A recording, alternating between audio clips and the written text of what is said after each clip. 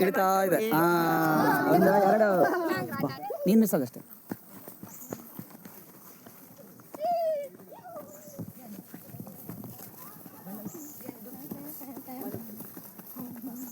ಇಲ್ಲಿ ವಿಶೇಷ ಅಂದರೆ ನೋಡಿ, ಇದೊಂದು ಖಾಸಗಿ ಪ್ರದೇಶ. ಇದರ ಆಚೆ ಎಲ್ಲ ವೆಸ್ಟರ್ನ್ ಘಾಟ್ಸ್ ಕಾಡು.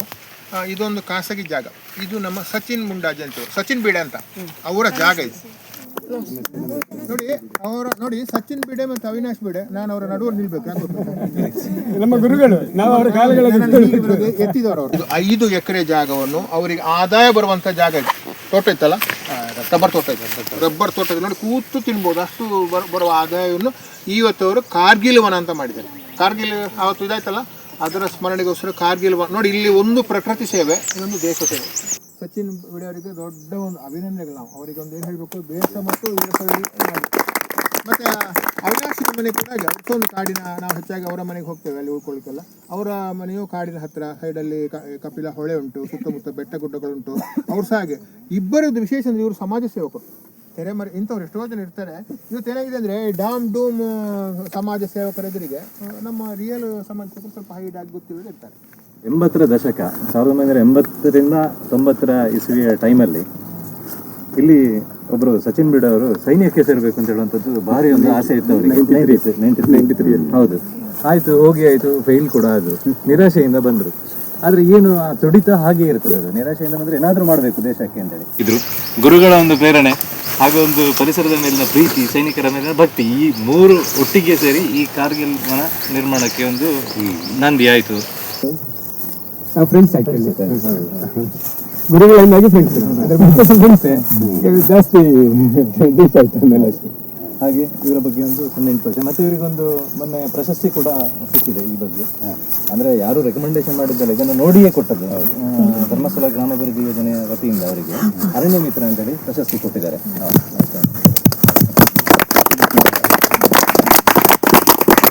ಎಲ್ಲರಿಗೂ ಗೊತ್ತುಂಟು, ದೇಶಕ್ಕೆ ತುಂಬ ಜನ ಸೈನಿಕರು ಹುತಾತ್ಮರಾಗಿದ್ದಾರೆ. ಅದಕ್ಕೆ ಅಂದರೆ ಎಷ್ಟೋ ಕುಟುಂಬದ ಹಿಂದೆ ಇದ್ದಾರೆ ಬೇಜಾರಿನಲ್ಲಿ. ಹಾಗೆ ಅವರ ನೆನಪಲ್ಲಿ ಒಂದೊಂದು ಗಿಡ ನಟ್ಟದ್ದು, ಹುತಾತ್ಮರಾದ ಯೋಧರ ನೆನಪಲ್ಲಿ. ತುಂಬ ಬೇಜಾರಾಗ್ತದೆ, ಯಾಕಂದರೆ ದೇಶಕ್ಕೋಸ್ಕರ ಅವರು ತುಂಬ ಶ್ರಮ ಮಾಡಿದ್ದಾರೆ.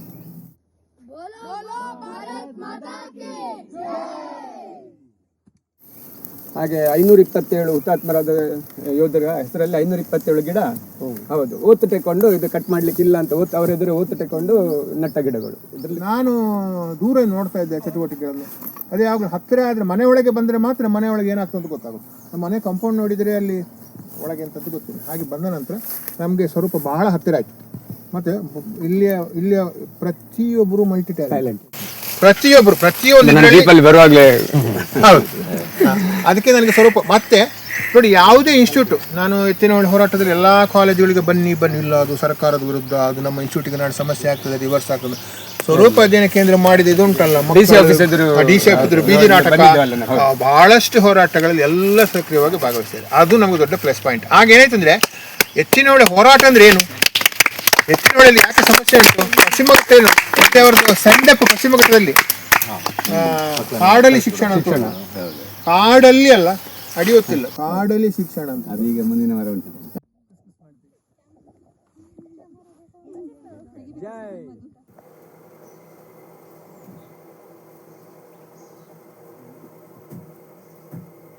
ಕಾಡೊಳಗೆ ನಾನೊಮ್ಮೆ ಏಕಾಂಗಿಯಾಗಿದ್ದೆ, ಸರ್ವೆ ಹೋಗಿದ್ದೀನಿ, ಏಕಾಂಗಿಯಾಗಿದೆ. ಮಾತಾಡೋಣ ಬಂದರೆ ಮರಗಳು ಮಾತಾಡಿದ್ದೆ, ಯಾರು ಮರಗಳು ಮಾತಾಡಿದ್ದೆ. ಶಿಲೆ ಏರಿ ಕುಳಿತೆ, ಶಿಲೆ ಸುಮ್ಮನೆ. ದೂರದಲ್ಲಿ ಜಿಂಕೆ ಒಂದು ನೀರ ಧರಿಸುತ್ತಿದ್ದು, ನೋಡುತ್ತಿದ್ದಂತೆಯೇ ಜಿಂಕೆ ಮಾಯವಾಗಿತ್ತು. ಮನೆಗೆ ಬಂದಾಗ ಬಾಗಿಲು ಮಾತಾಡಿತು, ಗುಡಿಗೆ ಹೋದಾಗ ವಿಗ್ರಹ ಮಾತಾಡಿತು, ನಡೆದು ಹೋದಾಗ ಚಪ್ಪಲಿ ಮಾತಾಡಿತು, ನಗರಕ್ಕೆ ಬಂದಾಗ ಮಾತಾಡದಿದ್ದಾಗ ಮಾತಾಡುವುದು ಕೇಳಿಸಿತು. ಅರ್ಥ ಆಯ್ತು?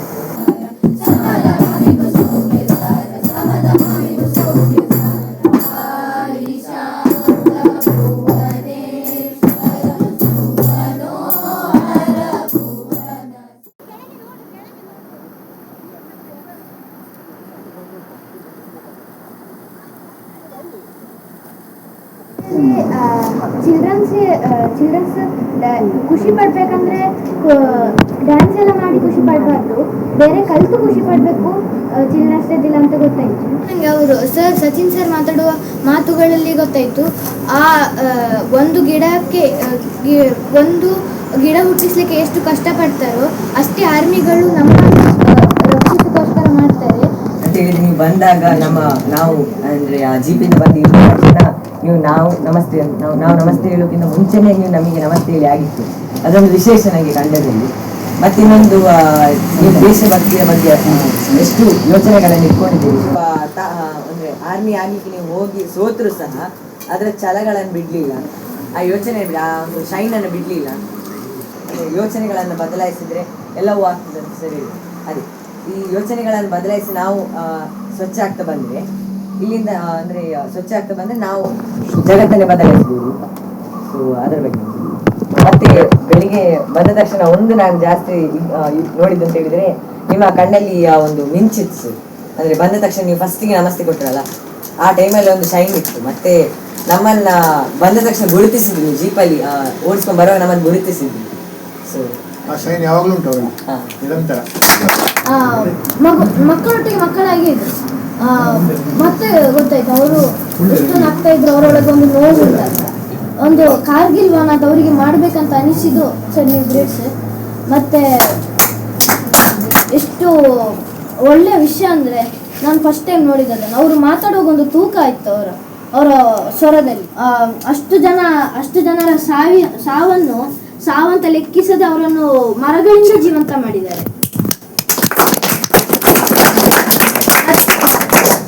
ನಿಮ್ಮ ಛಲ ನಂಗೆ ಇಷ್ಟ ಆಯ್ತು.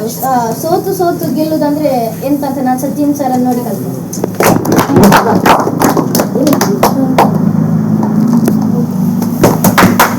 ಬಟ್ ಇದೊಂದು ವರ್ಷ ವಿಭಿನ್ನವಾಗಿ, ಒಂದು ವರ್ಷ ಇದ್ದಾಗ ಇನ್ನೊಂದು ವರ್ಷ ಇರಲಿಲ್ಲ ಸ್ವರೂಪದಲ್ಲಿ. ಶಾಲೆಯಲ್ಲಾದ್ರೆ ಅದೇ ಇರ್ತಿತ್ತು.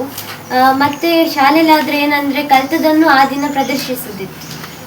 ಬಟ್ ಇಲ್ಲಿ ನಾವು ಆ ದಿನ ಹೊಸತು ಕಲಿಯುವುದರ ಜೊತೆಗೆ ನಮ್ಮಲ್ಲಿ ಹೊಸ ಬದಲಾವಣೆಗಳನ್ನು ತಂದುಕೊಳ್ಳುವ ಕ್ಷಣಗಳಾಗಿರ್ತವೆ. ಬೆಳಗ್ಗೆ ಎದ್ದು ರೆಡಿಯಾಗಿ ಬಸ್ಸಲ್ಲಿ ಹೋದಾಗ ಚೂರು ಸರ್ ಹೇಳಿದ್ರು ಎಲ್ಲ ಒಂದು ಕಾಡಿಗೆ ಕರ್ಕೊಂಡು ಹೋಗ್ತೀವಿ. ಸ್ವಲ್ಪ ಐಡಿ ಬರಲಿ ಚೂರು ಕಾಡಲ್ಲಿ ಶಿಕ್ಷಣ ಏನಾದ್ರು ಕರ್ಕೊಂಡು ಹೋಗ್ತಾರೆ. ಅಥವಾ ದಿನೇಶ್ ಅಣ್ಣ ಸರ್ ಇದ್ದಾಗ ನಂಗೆ ಒಂದು ಡೌಟ್ ಬಂತು, ಇದು ಪಕ್ಕ ಕಾಡಿಗೆ ಹೋಗುದಂತ ಗೊತ್ತಾಯ್ತು. ಅವಾಗ ನಂಗೆ ಇವತ್ತು ತುಂಬಾ ಕಲಿಯಕ್ಕೆ ಸಿಗುತ್ತೆ. ಫಸ್ಟ್ ಟೈಮ್ ಒಂದು 6 ಜನ ಹೋಗುವ ಜೀಪಲ್ಲಿ 18 ಜನ ಸಿಕ್ಕಿದ್ರೆ ಇದು ಅದಲ್ಲ ಅಂತ ಸ್ಲೋಗನ್ ಇಲ್ಲಿ ನೋಡುವಾಗ ಅದರ ಇವತ್ತು ವಿಶ್ವ ಪ್ರದರ್ಶನ ಆಯ್ತು ಏನು ಅಂತ ವ್ಯಕ್ತಿಗಳು ನಮ್ಗೆ ಸಿಗ್ತಾ ಇರ್ತಾರೆ, ಅಥವಾ ನಿಮ್ಮಂತ ಮಕ್ಕಳು ನಮ್ಗೆ ಸಿಗ್ತಾ ಇರ್ತಾರೆ. ಎಲ್ರಿಗೂ ಧನ್ಯವಾದಗಳು.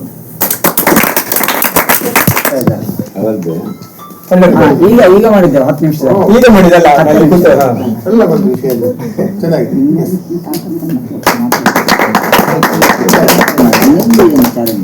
ನಿನ್ನೆ ಮಧ್ಯಾಹ್ನ ತನಕ ನನಗೆ ಗೊತ್ತಿಲ್ಲ ಏನ್ ಮಾಡ್ತಾರೆ ಸ್ವರೂಪದಲ್ಲಿ. ಅದು ಯಾವಾಗ್ಲೂ ಹಾಗೆ ದಿನ ಹೋಗಿ ಹಾಗೆ ವಿಷಯ ಆಗ್ತದೆ. ನಾವು ನಮಗೆ ಮರಗಳ ಬಗ್ಗೆ ಇಷ್ಟ ಪ್ರೇಮ ಎಲ್ಲ ಉಂಟು. ಅದನ್ನು ನಾವು ಮುಂದುವರಿಸಿಕೊಂಡು ಹೋಗ್ಲಿಕ್ಕೆ ನೀವು ನಮಗೆ ಸ್ಫೂರ್ತಿ. ಈ ಅಮ್ಮನಿಗೆ ಸಹ ನಾನು ನಮಸ್ಕಾರ. ಯಾರು ಹೊಸಬರಿದ್ದಾರೆ ಅವ್ರಿಗೆ ಅಂದ್ಕೊಳ್ತೇನೆ, ಒಂದು ದಿನದ ಕಾಡಿನ ಶಿಕ್ಷಣ ಹೀಗಿದೆ ಅಂತ ಹೇಳಿದ್ರೆ ನಾವು ಒಂದು ವಾರ ಹೋಗುವಂತಹ ಕಾಡಲ್ಲಿ ಶಿಕ್ಷಣ ಅನ್ನೋದು ಹೇಗಿರ್ಬೋದು ಅಂತ ಯೋಚನೆ ಮಾಡಿದ್ವಿ. ನನಗೆ ಏನು ಸಿಗ್ತಾ ಇದೆ ಇದರಿಂದ, ನಾನು ಏನು ತಗೊಂಡೆ. ಸರ್ ಯಾವತ್ತೂ ಹೇಳ್ತಾ ಇರ್ತಾರೆ, ಏನು ಕಲಿತೆ ಅಂತ ಹೇಳಬೇಡಿ, ನಿಮ್ಮಲ್ಲಿ ಏನು ಬದಲಾವಣೆ ಆಯಿತು ಅಂತ ಮಾತ್ರ ಹೇಳಿ. ಒಂದು ಶಿಕ್ಷಣ ಅಂತ ಹೇಳಿದ್ರೆ ನಿಂತು ನೀರಾಗಬಾರ್ದು, ಸದಾ ಹರಿತಾ ಇರಬೇಕು. ಹರಿಯುವ ನೀರಲ್ಲಿ ನಾವೆಲ್ಲ ಫಿಶ್ಗಳಾಗಬೇಕು ಅಂತ ನಾನು ಅನ್ಕೊಳ್ತೇನೆ.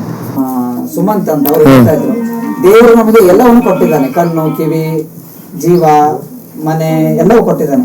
ಆದ್ರೆ ಮನುಷ್ಯ ಅನ್ನೋನು ನಾವು ಕೊಡುವಂತದ್ದು ಒಂದೇ, ಏನ್ ಹೇಳಿದವರು ಸಮಯ ಮಾತ್ರ. ಹಾಗಾಗಿ ನಮ್ಮ ಇಡೀ ದಿನ ನಮಗೋಸ್ಕರ ಇಡೀ ದಿನ 3 ಜನ ಸಮಯ ಕೊಟ್ಟಿದ್ದಾರೆ, ಅದು ಅತ್ಯಂತ ಅಮೂಲ್ಯವಾದಂಥದ್ದು. ಅದು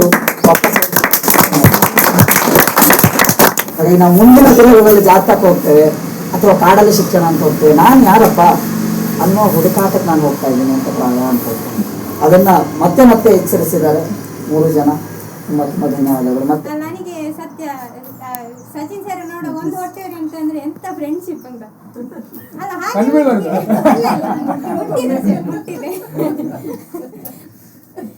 ನೋಡುವಾಗ ನಿಜವಾಗಿ ಕೂಡ ಆಸೆ ಆಯ್ತು ನಂಗೆ ಕೂಡ. ನಾನು ಇದು ಫ್ಯಾಮಿಲಿ ಸರ್ ಅಂತ ಕೇಳಿದೆ, ಆಲ್ರೆಡಿ ಹೇಳಿದ್ರು ಫ್ರೆಂಡ್ ಹೌದು ಅಂತ, ಆದ್ರೂ ಮತ್ತೆ ಕೇಳಿದೆ ಫ್ಯಾಮಿಲಿ ಅಂತ, ಅಷ್ಟು ಕ್ಲೋಸ್ನೆಸ್ ಮತ್ತೆ ಒಟ್ಟಿಗೆ ಸೇರಿತ್ತು ಪರಿಸರಕ್ಕೆ ಅಂತ. ಸೊ ಇನ್ನು ಎಲ್ಲಿ ಹೋಗುವಾಗ ಕೂಡ ಅದನ್ನೊಂದು ಆ ಭಾವನೆಯನ್ನು ಕೂಡ ಮನಸ್ಸಲ್ಲಿ ಕೊಂಡೋಗ್ತೇನೆ.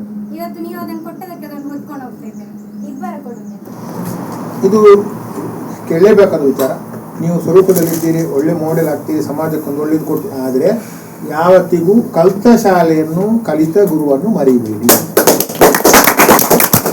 ಯಾಕಂದ್ರೆ ನಾಳೆ ನೀವು ಈ ದೇಶದಲ್ಲೆಲ್ಲ ಅಮೆರಿಕದಲ್ಲಿ ಏನೋ ದೊಡ್ಡ ಸೈಂಟಿಸ್ಟ್ ಏನೋ ಆಗ್ಬೋದು ಗೊತ್ತಿಲ್ಲ, ನಮ್ಮ ಭವಿಷ್ಯ ಯಾರಿಗೂ ಗೊತ್ತಿಲ್ಲ.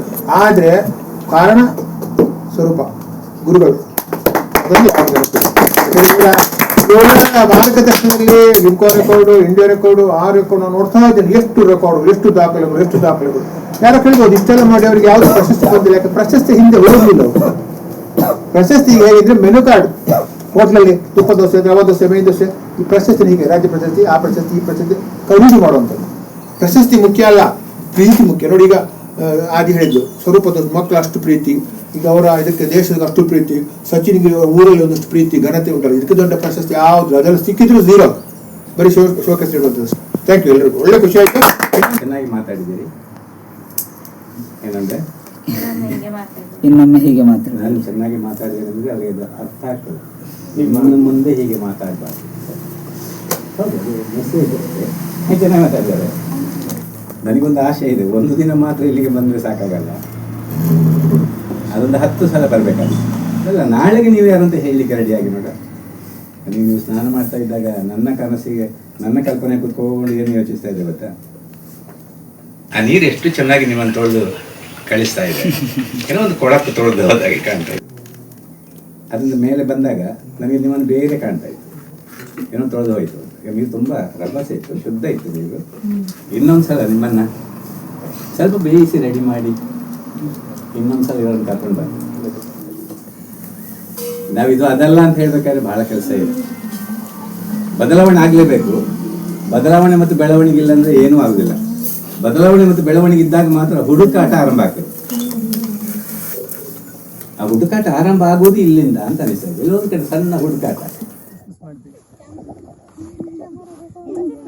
ಜೈ ಬೋಲೋ ಭಾರತ್ ಮಾತಾ ಕಿ ಜೈ. ವಂದೇ ಮಾತರಂ. ವಂದೇ ಮಾತರಂ. ವಂದೇ ಮಾತರಂ.